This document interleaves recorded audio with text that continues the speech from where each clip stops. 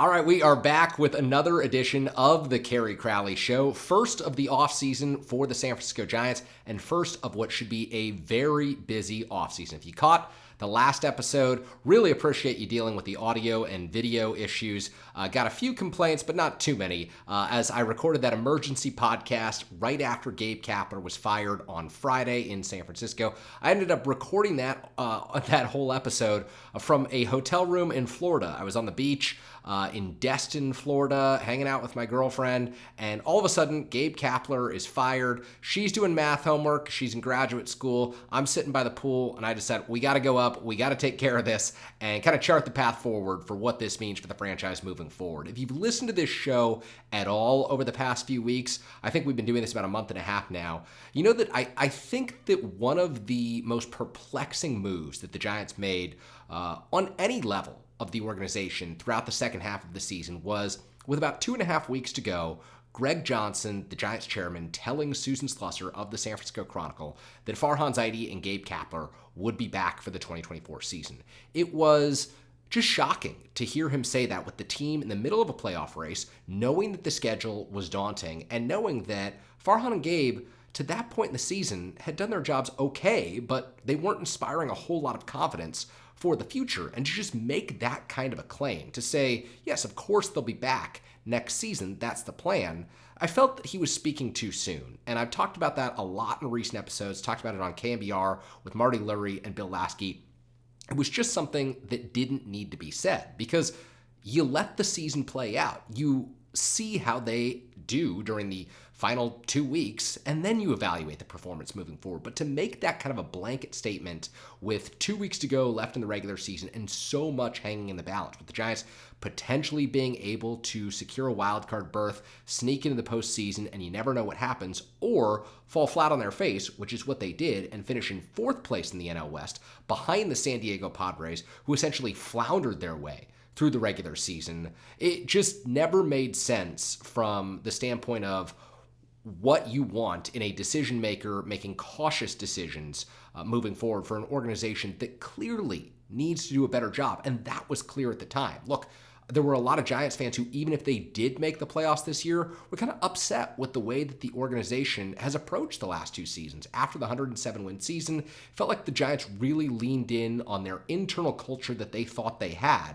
And a lot of that culture is, look, we can rehabilitate these free agents that have flaws. We can bring them in, and our coaching staff will fix their issues. We will make them productive players again, and we will be a solid team moving forward. The Giants always felt, and this is true since the beginning of the Farhan Zaidi era, that they would outperform their projections. And you look at the projections from Fangraphs, from any number of computer models at the outset of the season, and you look at where the Giants ended up, and they're not all that different. Those projections told us that the Giants would not be a playoff team. The Giants told us they would be a playoff team. That came from leadership. That came from Greg Johnson. It came from Larry Baer. It came from Farhan Zaidi, and it came from Gabe Kapler. And the fact that they're not a playoff team is on all of those people, and of course the players. But as I've talked about in recent episodes, the blame falls higher up in the organization, and I've said this, I think that Gabe Kapler was essentially a scapegoat for the organization's problems, because they knew that they had to change certain things, and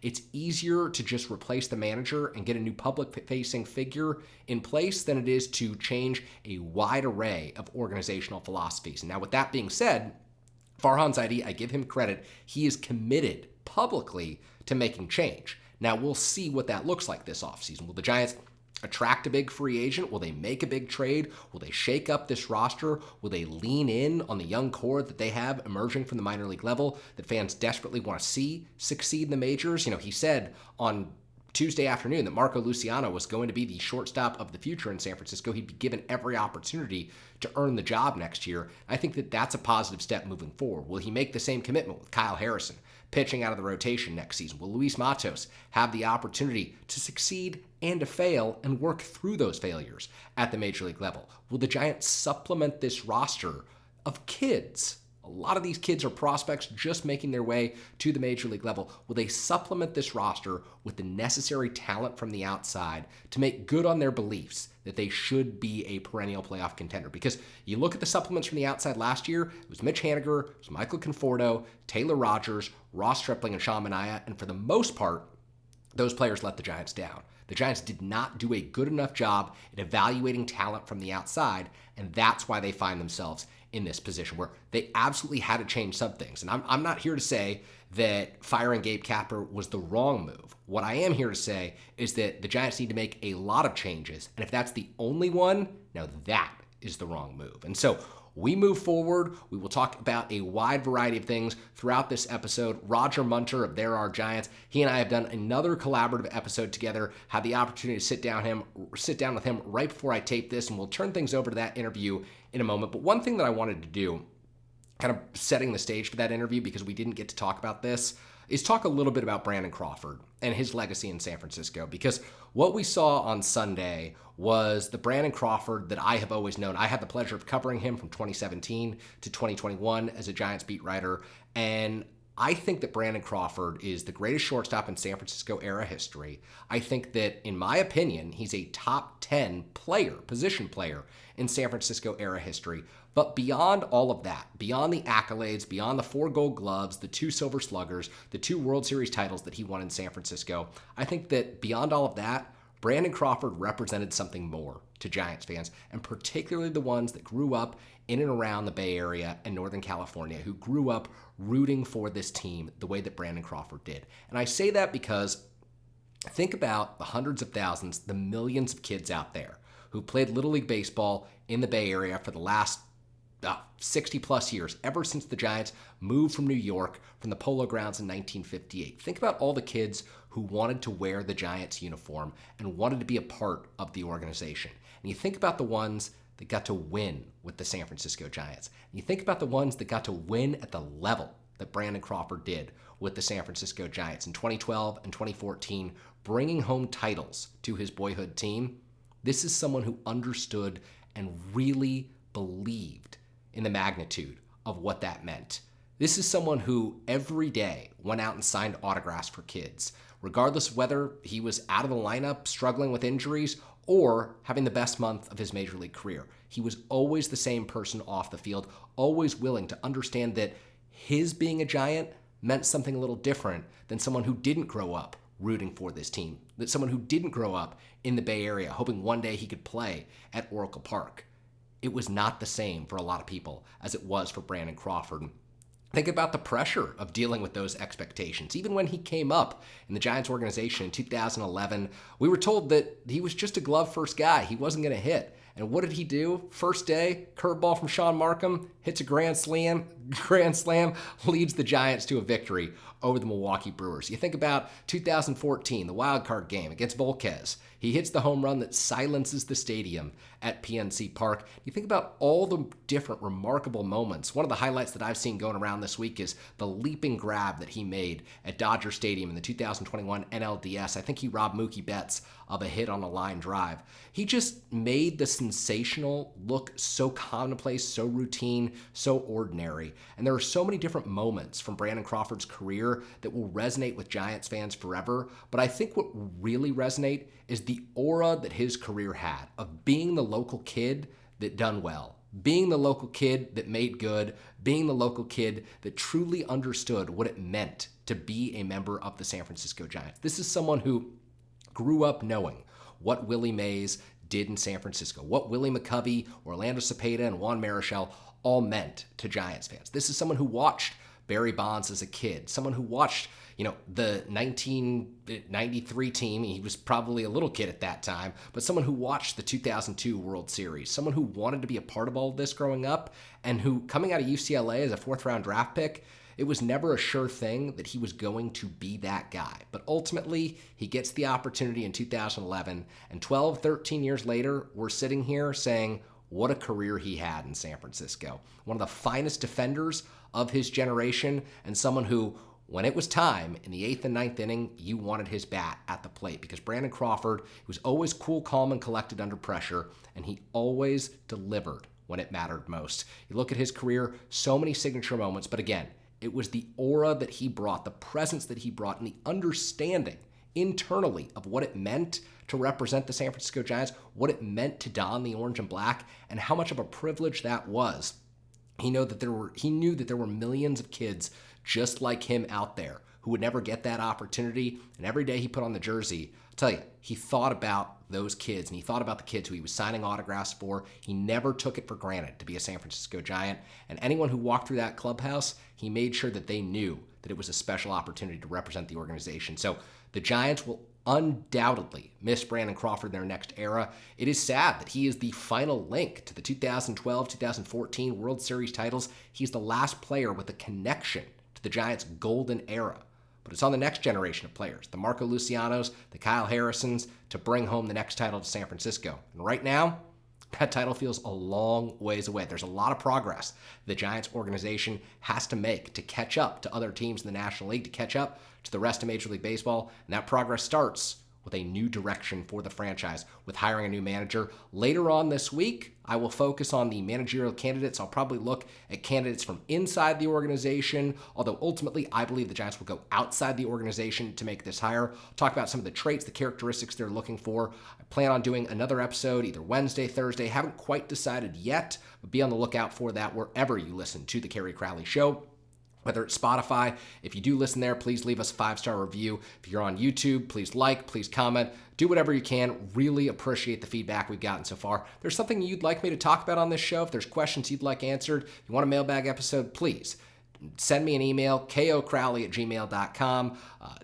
Tweet me, KO_Crowley, comment on YouTube. I will do whatever I can because this is going to be a fascinating offseason as we learn about and chart the direction for the future of the San Francisco Giants. With that being said, it's time to turn things over to my friend Roger Munter as we have a discussion about the very future of this organization. Okay, so Kerry, the last time we spoke was the day after the first game in Dodger Stadium. Mike Yastrzemski forgot how many outs there were and talked a little bit about accountability that day. In the days after we recorded that conversation, you've got Logan Webb's comments, Logan Webb's conversation with Gabe Kapler, the shocking firing of Gabe Kapler, more comments from Mike Yastrzemski about clubhouse accountability and how you build a winning atmosphere. So I kind of want to get into this conversation of clubhouse culture. It's a fraught conversation because it's one of those fault lines of the culture wars of baseball that crusty old writers talk about grit and heart and all this stuff, and younger generations that like to plug into data and analyze things kind of think it's a narrative and a myth. I'm a person who always stands in the middle of the road. So, middle of the road Raj kind of sees both sides, but I don't like to go too far to the other side. But I've never been in a clubhouse. You have been in clubhouses. Can you explain to me, what is clubhouse culture? How does it form? Can you see a good clubhouse or a bad clubhouse? Do you know whether it's good or bad? Or is it one of those things that winning makes good and losing makes bad? How does clubhouse culture work, Kerry? Roger, I think you touched on a really important part at the end there. And does winning make clubhouse culture? I will get to that argument in a moment because I really do think it does. But I want to start by talking about the fact that when I covered the Giants, it was the Buster Posey era in San Francisco. And 2017, of course, they lose 98 games. That was my first season on the beat. 2018, 2019, not a whole lot better, even if the record suggested that they were a little closer to doing what they wanted to do. They were still under 500. But I think that when you have those established stars and players to look up to, players who've been there and done that, players who just have the instant credibility based on their resumes, it's a little easier to say that the clubhouse culture is good, even if people from the outside don't know it. And what I mean by people from the outside, writers, fans, look, I think that in the 70s and 80s, when writers were still traveling with the teams, when they were flying on the team planes, when they were staying at the team hotels, you probably had a little more insight into what the clubhouse culture was actually like. And my guess is that bled through in the newspapers and the TV reports. And I think right now we're in an era where it's harder than ever to tell what the clubhouse culture is like because writers are limited to 60 minutes inside the clubhouse. For the most part, TV broadcasters are working for the teams and they're not going to say anything negative or give any insight into behind the scenes happenings that would put the team in an unfavorable light. And so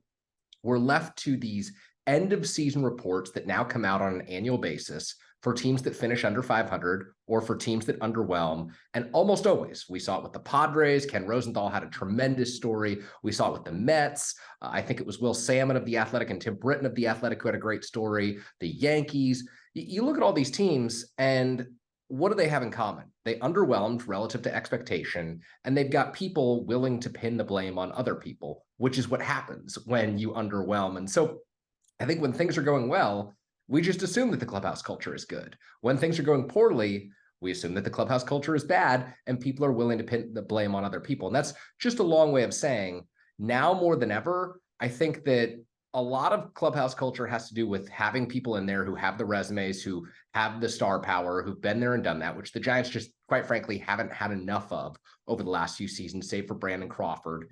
And I honestly don't know if it's anything other than winning, anything other than the good vibes that a 10-game win streak produces. Because go back to June, I think we were all ready to tell you that the Giants clubhouse culture was really good, right? Can I just say, I was writing something this morning that brought this up. With 52 games to go in this season, the Giants had the third best record in the National League. 52 games to go. I mean, Mike. So you started that by talking about Buster Posey. Your colleague, Andy Baggerly, said something I thought was really resonated with me at the end, where he said, Gabe Kapler really believed if he gave his players every resource, that adults in the room will be adults, and they'll take those and run with it and go out and try and win. And maybe when Buster Posey or guys who have long contracts, that's always part of this, right? Too. So people who are going to be there, when there were those voices in the room, that works. But when things start going badly, and I feel for him because that's the kind of manager I was. I'm going to give you resources and I'm going to trust you to take these and use them well. Was it really a matter of this worked when Buster was there, and without him, the secret sauce is kind of missing? That's such a tough one because, look, I think that there are a number of other players you could have put in that clubhouse from a number of other different teams, say in Nolan Arenado, where things went terrible in St. Louis this year. Right. And I don't know that they had the same type of clubhouse issues or end of season clubhouse reports that, teams like the Padres, the Yankees, the Giants had that put people's jobs in jeopardy. But I think that Buster was a stabilizing presence in part because of the position that he played. And so when you're responsible for preparing the entire pitching staff, there's 13 people who have to be accountable to you. Because when Buster showed up to the park, the guy wasn't playing video games. He wasn't playing cards. He was studying. He was in the training room getting his body ready to go. And guys saw what it took for Buster to put himself in position to play. The final years, those were really tough. Like a lot of people say, I wish Buster was still playing. I think people in the Giants clubhouse know how difficult it was for Buster to just simply get out there and get behind the plate for 9 innings, let alone prepare himself to swing the bat too. His body was not in good shape by the end of it, which makes the 2021 season all the more remarkable. Amazing. And I say all of that because when you have a catcher who can do that, it makes things so much easier. And maybe Patrick Bailey becomes that guy. Like maybe Patrick Bailey has the leadership qualities that Buster had, although I think that no one probably has the leadership qualities that Buster had. But maybe Patrick Bailey is the tone setter moving forward in the preparation process where 13 pitchers have to be accountable to him. And if he's a switch hitter, getting in his reps on both sides of the plate before the game and looking at opposing pitchers before the game, maybe other players in the clubhouse have to live up to that standard. But when you've got guys who are part-time players being your highest paid player in a Jock Peterson, guys who, hey, if a left-hander's on the mound, Jock doesn't have to prepare that day. Jock doesn't have to go through the same strenuous process of preparing himself before the game that a guy who is his platoon partner does. I think it's just different. Like you're counting on someone to be a leader, paying them the most money on the team to play 110 games a season, as opposed to being the guy who's going to set the tone for the series as the catcher. So Logan Webb has said a little bit of this. It's hard when you're on the mound just once every 5 days to really, truly be the leader. Like I think the pitching staff as a whole benefits. I think Kyle Harrison will benefit tremendously from being around Logan Webb. But the position player group, that's where the Giants lacked someone who could truly hold everyone accountable. Like Mike Yastrzemski, Tyro Estrada, they could only do so much because of their track records at the major league level. The Giants needed someone who's a bit more established, not necessarily a star, but someone who played every day someone who's been in San Francisco and is going to be in San Francisco, and someone who could set the tone from that perspective. And maybe Patrick Bailey, by default, by the position, becomes that guy. But I think that's what they were lacking. I mean, it is hard to do that as a rookie too. So there's another place where really hard. It is funny you bring up the Cardinals, and of course, this was the first year that Yadier wasn't there, and this team that for so many years seemed like they were overachieving based on their talent suddenly face plants. Ultimately, it's a lot easier to be accountable when you're performing on the field, and that's what was lacking at the end there.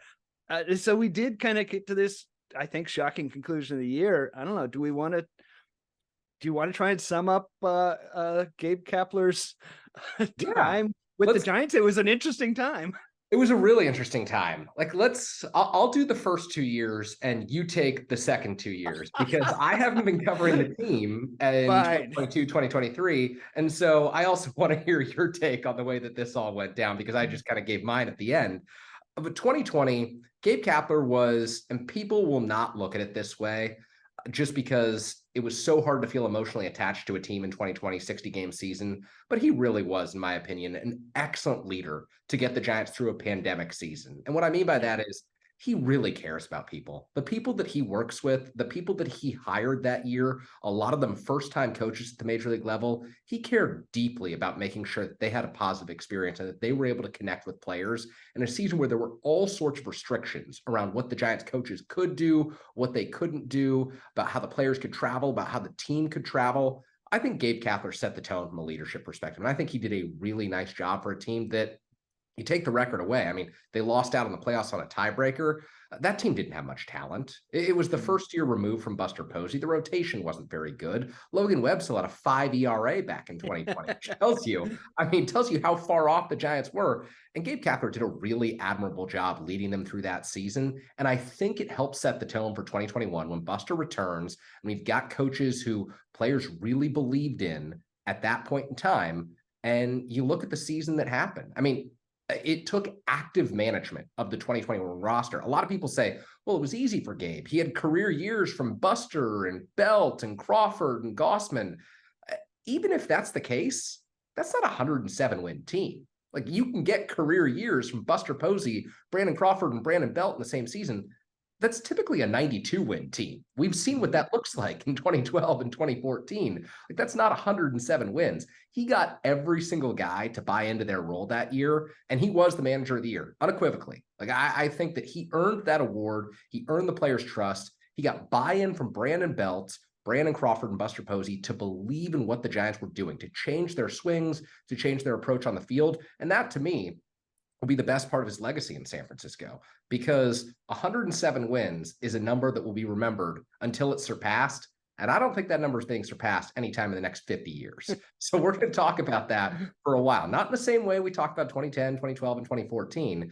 But to me, Gabe Kapler was the right person to lead the Giants in 2020 and 2021.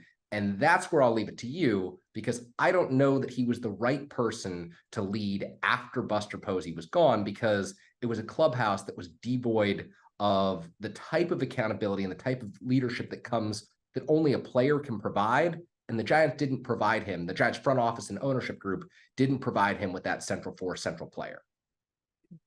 The thing I most want to say about 107 wins is, how do you get to 107 wins? You get there by never having a day where your concentration slips from 90% to 80%, because those are the days that you end up giving away. It doesn't take much, right, to slide down that.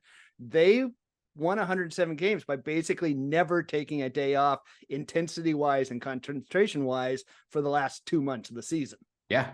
Which kind of makes it so shocking to see what they did this year. I mean, going into Colorado and losing 3 out of 4 and just really falling flat over and over again. But it's important to note that Gabe Kapler was the manager of both those teams, right? Exactly. The one that never lost their intensity and the one that just fell flat 2 years in a row.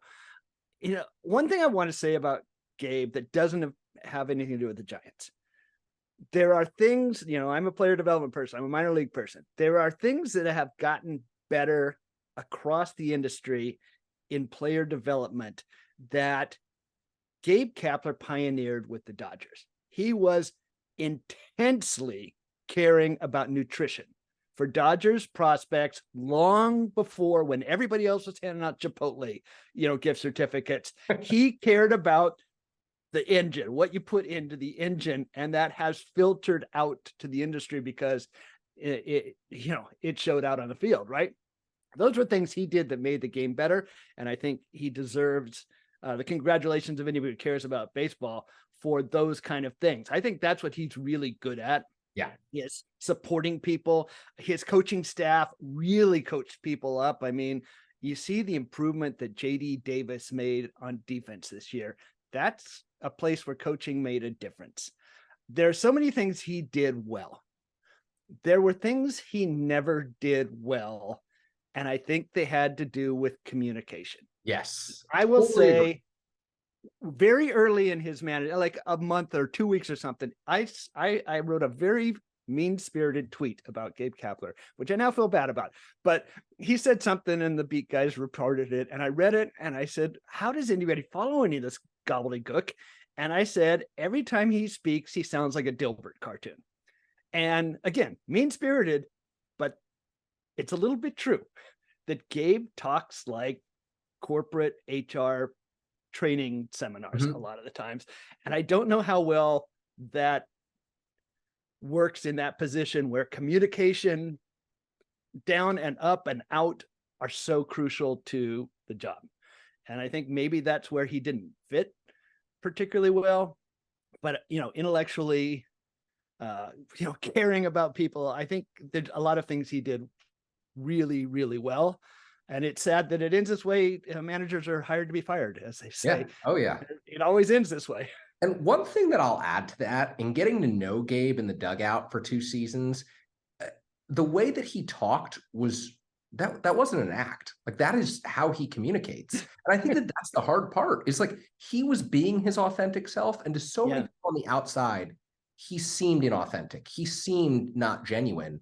And that's just who he was. And I will give him credit until the very end, even when things were going incredibly south and some people would have completely changed their identity, their communication strategy. They would have had alarms sounding. Gabe was true to himself to the very end. And he probably knows that got him fired. He probably knows that style did not resonate with an ownership group, with a fan base that wanted him to act and sound differently. And I think there's very much merit in the idea that you want your manager to connect a little bit more. It's why the first name I floated after he was fired was Stephen Vogt, because Stephen Vogt connects with fans in such a different way. He's the antithesis of a communicator that Gabe Kapler is. But I'll give him credit. Like, the guy stuck to who he was. And I'm not so sure that if I was in the position where I was about to get fired as a beat reporter, or if I was about to get fired in my current job, that I would just keep doing what I was doing and stay true to what you believe, because that's your process. I'm very much of the belief that I might change, and just to try and hold on to a job. And Gabe thought, hey, they're either going to keep me or they're not, but they're not going to get a different version of me. And that probably hurt. Yeah. I will go back. So famously, the last time the Giants fired a manager as opposed to let a guy go when his contract expired was in 1985. Who could forget Jim Davenport? Jim Davenport. I just want to point out, Jim Davenport was a really important part of the Giants for decades after that in their player development organization as a coach at the minor league level. So this does not have to be the end for Gabe. I'm sure there are many good things left for him in his baseball career. But I know there's some people say, well, it's not justified, blah, blah, blah. He's a scapegoat. All managers are a scapegoat for losing seasons. Always. I think you and I can agree that if Gabe Kapler is the only change, this isn't going to go well in the future. Yes. This has to be the first of many changes for the way Farhan Zaidi looks at the organization, for the way they operate. There have to be changes going forward from the lens through which he has seen the game.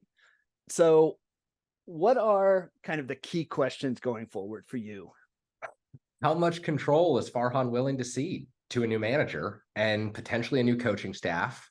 How much is Farhan willing to change his philosophy on the spectrum of player acquisition, in the way that the Giants go about, thinking about a 40-man roster and a 26-man roster on a daily basis, and ultimately a 9-man lineup and a 5-man rotation on a daily basis. I think those are really important things.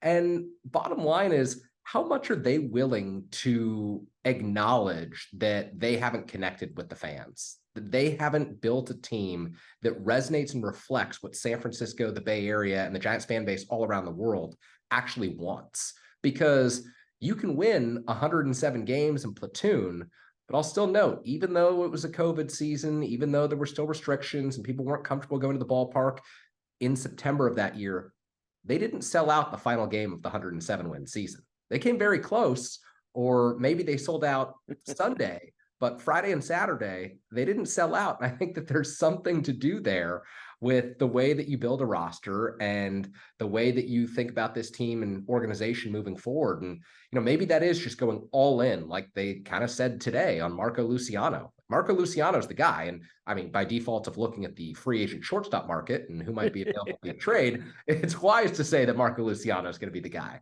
But I think it's, how much are they philosophically willing to change from a roster building and player acquisition status? Those are two key ones for me. And then the other one is, how much control is he willing to cede to a manager? Because he and Gabe thought about the game, talked about the game in such similar fashion that it's got to be different. And I think that if he's willing to bring someone in who pushes back on certain things, it can ultimately lead to friction that helps the Giants in the long run. What do you see as kind of the main sticking point of the offseason? Yeah, I don't know that I even call it control. I just, and that's something I've said in various places for a couple of years. I think they could benefit from more voices in the conversation, more voices in the room that disagree. Yes. I used to, in my non-baseball world, I was a director of public engagement. If you have everybody around the room agrees all the time, you are missing things. You have blind spots in your processes. Too much agreement is not good. It's good to have people who disagree every now and then. And there are places in there in the roster management we've seen over the last years where this comes up. They always prioritize swing decisions.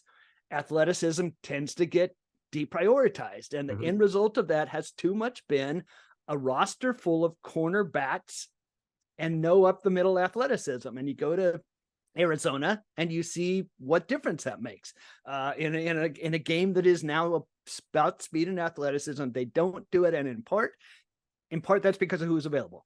But part of it is that they see the world of baseball through a particular lens. And I think you just need a little expansion, not a lot. It's not that swing decisions are bad, but you can't be only one thing. Like, some variety, some diversity is important. I'm very happy to hear that Marco Luciano is going to get that chance. Now let's hope he stays healthy. He'll be good, but that's not the end. They need more speed. They need more athleticism. They need more up the middle talent. I like building rosters from the middle out, not from the out in. And I just think, expanding how they think about how to put together a successful roster and having someone in the room say, I disagree now and again, that's going to help them going forward. So now I've got a question for you, because I know that the Giants organization, the scouts, the different people who've come through in player development, and the Sabian Evans front office through the years.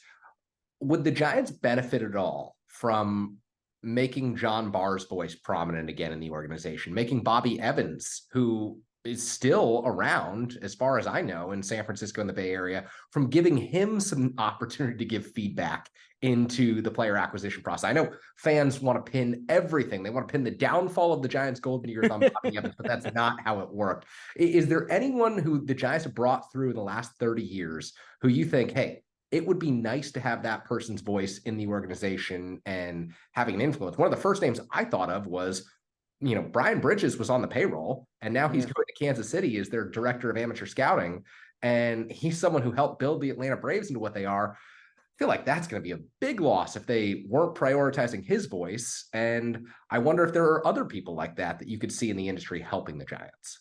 And I think losing Brian Bridges really is a shame, and I have no insight whatsoever into how that happened. Yeah. I do know that Brian Bridges was a person who philosophically had some different approaches to the draft from Farhan Zaidi. I know he did not particularly like models, which is what a lot of teams use now to do drafts.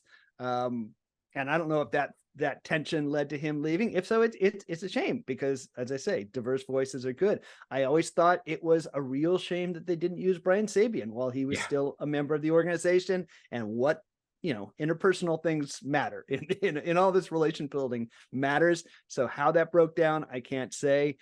John Barr actually is a pretty important person in the organization still. He not only works on the draft, he actually works on the pro scouting side internally. Like I'll see him at the affiliates where he hands in draft report or scouting reports on all the internal players. So his voice is still in the mix. One person I haven't seen around for a while is JP Ricciardi, who was one of Farhan's first hires. I think he would be he's a really valuable voice. I mean, this is a man who's done a lot of things in baseball, who knows a lot of baseball. So I hope they're utilizing him. That's somebody who pops into my mind as his voice should be part of this. But I also think, and I've said this before, when Farhan was in LA, he was there. Andrew Friedman was there. Josh Burns was there. Stan Kasten was there. For a little while, Anthopoulos was there in between jobs, right?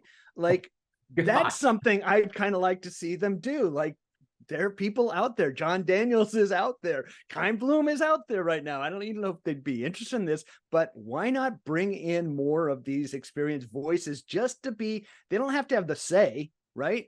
Yeah.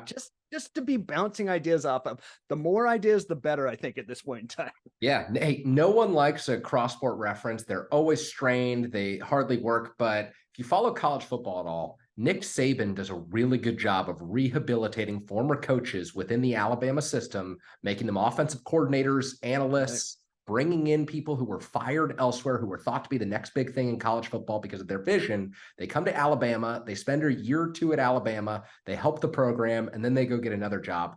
I'd like the Giants to be that stepping stone, that intermediate job for these people who lost jobs elsewhere. And that's not to say go on and get everyone who gets fired. Bring in Billy Epler, John Daniels, Keim Bloom, whatever. But one or two of these voices who have been in the industry and still have some wisdom to offer and were part of winning teams, I think that could be really useful for this organization. Bloom's an interesting one because there's a lot of parallels, Roger, with his hire in Boston and his firing in Boston and where the organization is right now and where the Giants are right now relative to where Farhan started. Yeah, I've always been fascinated by that parallel, just maybe because they were the 1 and 2 when Farhan was hired. The Red Sox and the Giants have had eerily similar paths since then. They had the one really good year. They've had some disappointing years. They have both carefully massaged the payroll down, and that's clearly been something that came from ownership that hurt them. There's no parallel to the Mookie Betts trade, although the Mookie Betts trade certainly impacted the Giants' fate. They both were all in on Trevor Story, which was a really interesting, like, this is the free agent we want to go big after, even though there were some real, or maybe because there were some real red flags that brought his price down. The tendency to bargain hunt in free agent has been similar.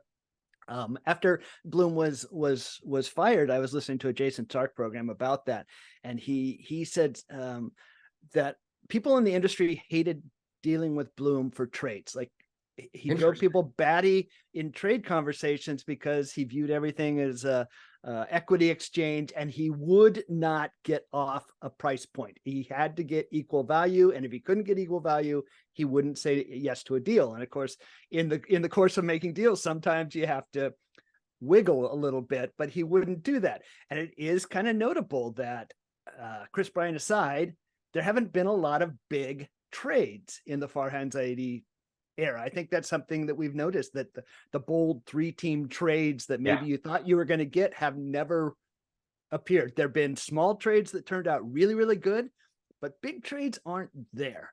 So I do think there's some interesting parallels between those two. And both of them I mean, the Boston situation, I think it's different because they seem to axe everybody every 3 years, no matter how they're doing. Whereas the Giants have valued continuity much more over the years. But there is something in the linked fates of those two organizations and people, I think. Yeah, I also look at the Cubs and Jed Hoyer and what they've tried to do in Chicago. I mentioned this on a recent episode. Like the Red Sox, the Giants, and the Cubs all tried to rebuild on the fly without actually being bad, without actually trading away their, outside of Mookie Betts, best players. And obviously that's a massive caveat because Mookie Betts is one of the best players in all of baseball, and it's just a joy to watch. But they cut payroll, but didn't slash payroll. They got down to what they could see as a palatable level for ownership. And so the team was still good enough, still had enough recognizable faces that you could fill much of the stadium, but not most of the stadium. And, you know, you see what the Red Sox did this year. You see what the Cubs did this year. You see what the Giants did this year. And they all kind of tried to thread this needle between, hey, we're not going to be a division leader. We think we can get into the postseason, and it worked out terribly for the Red Sox. It worked out terribly for the Giants, and we thought that the Cubs were going to get there. They bought at the deadline. Heimer Candelario was supposed to save them, and then the Cubs were just miserable down the stretch. So complete faceplant. You know what's interesting about this is still they're tied together because the Red Sox and the Giants would actually be perfect trading partners in that the Red Sox have a decent amount of young position player talent and good prospects at the upper levels, but absolutely no pitching. There is no pitching on a major league roster, and there is no pitching in that minor league system. The Giants system is really pitching heavy right now, and it's light on position players. Like, they are not going to fix their problem in their offense with their internal core right now. They've got to get people from elsewhere. And you look at trade partners like that, and it's like, well, maybe Jared Duran or somebody like that, athletes on other teams that are young and controllable that you can find places to match up. But I agree. Though it's funny, the team that really did that successfully was the Milwaukee Brewers. The Milwaukee Brewers never got bad. They never stripped everything down. They constantly competed because David Stearns is a really, really good executive, which maybe means we should be afraid of the Mets in their future. It's interesting when you say the Red Sox as potential trade partners, because I've been starting to think about that for the offseason, and I'm sure we'll do an entire future episode about players and prospects on other teams who we could consider as Giants targets for the offseason. But I've thought about the Cardinals because they've got to rebuild on the fly. They're short on pitching. Dylan Carlson's a Northern California guy. You know how much Farhan Zaidi likes to bring in Northern California guys into the organization. I think that that's another team that you pair them and the Red Sox, and there are teams out there, even though the free agent market is relatively bleak, that the Giants could make moves with this offseason. So maybe we need to get Katie Woo in here on our next. Yes. I mean, the White Sox are an interesting team, although that's another team that has all kinds of culture questions you hear about there, but they have a lot of young talent. The Mariners are in kind of the same position as the Giants. They have a ton of pitching and they need bats. You don't have to beg Farhan to trade with the Mariners. You do not. He and Jerry know how to trade with each other. The Juan Soto story is going to kind of hover out there this year. There's a lot of interesting stuff that is going to happen this winter. Yeah. So let me ask you this question. How much do you think the manager search, what's going to happen later depends on getting a manager in place quickly who maybe players can relate to.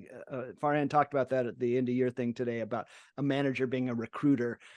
Is it they've got to make this decision and nail it first in order for some of these other decisions to come through?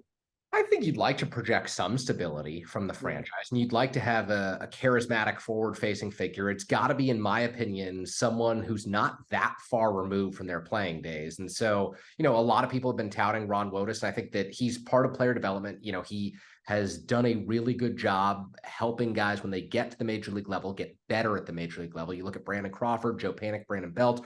Ron Wotus was instrumental in all of their development. Pablo Sandoval as well. He's the one exception I might make for someone who is pretty far removed from playing days and playing the game, but there's a lot of young people out there, and maybe Mark DeRosa is on the higher end. I think he's closing in on 50 now, that I think could really energize the fan base, really energize the people internally, and really energize potential external additions who want to come play in San Francisco. So I do think that it's part of it, but I don't know that it's the entire equation the Giants should be looking at right now. I'm curious to hear, where do you think this manager search leads them? And not to a particular candidate, but to the profile and the traits, the characteristics of what the Giants will probably end up looking at and prioritizing here. It is really interesting because, there's a lot of the chatter on Bomel, Bob Melvin, who makes a lot of sense, former Giant, a lot of ties to Zaidi. And then you've got guys like Stephen Vogt and the Mark Hallberg, his candidacy is kind of interesting too, because of his connection to Buster, and everyone you ever talk to who talks about him is so impressed by his mind and his the way he thinks about things. I have a soft spot for Wotus because, he's out there on the backfields working with kids. Yeah. I'm talking with Dennis Pelfrey in Richmond, and his phone rings and I look down and it's whoa. I mean, he is involved in player development. And I just think he's a good baseball person. I tend to think that you're right, that somebody young, that like a Stephen Vogt, that somebody like that who can connect with people, who's a young, fresh voice, will end up being the way it goes. Although the Zaidi's contract situation makes it complicated, but yeah. I suspect it ends up a kind of a person who is on the younger side of thinking about baseball. Yeah, and we've touched on this before, but it's worth saying again. While recruiting and having a face who connects with fans and external players is important, the bottom line is the future of the Giants organization depends on how good this crop of kids coming up through the farm right now is going to be. And that's Kyle Harrison, Marco Luciano. You could throw Tyler Fitzgerald, Patrick Bailey, Luis Matos, Carson Wisenhunt, Mason Black. The list goes on and on of players who the Giants are going to depend on to get them out of this rut that they've been in, I think, for most of the last decade, save for 2021. And so that's why I think that, while external validation and people who believe in the face of your franchise is important, it's ultimately going to be someone who can really help develop players at the major league level, someone who instills confidence in players at the major league level, and someone who's been in those shoes not all that long ago, who is going to be the best at that in terms of, hey, I know what it's like to come up. Much like Gabe Kapler, he knew exactly what it was like to platoon. He could talk to Austin Slater because he had Austin Slater's job. It's got to be someone who was an up-and-coming prospect who can relate to these kids and help them develop at the major league level, because that is going to be what separates the Giants moving forward. Yeah, and so that's something, when you ask me what changes I think need to be made, one thing that I think they need to let the young kids have some play, because they've got to have time to fail, right? That's an important part of learning how to be a major leaguer. I've said this organization has been really, really, really good at managing the trees. They focus on every advantage they can find for the game they're playing today, but they have not been so good at managing the forest, which is thinking about, how do I get Louis Matos to be an above average starter, or Kyle Harrison to be an above average starter. I thought when they demoted Kyle Harrison, although it made sense for the games they were playing that week, it maybe did not send a great message about the long run. And I think they need to be a little more focused on the long run going forward, because young players are not going to be able to play with confidence and grow the way they need if they're worried about getting replaced their next at bat if they fail. So that maybe is my big takeaway for something I want to see happen in the next year. More managing the forest and a little less managing the trees. Yeah, we've got our episode name now. That's it.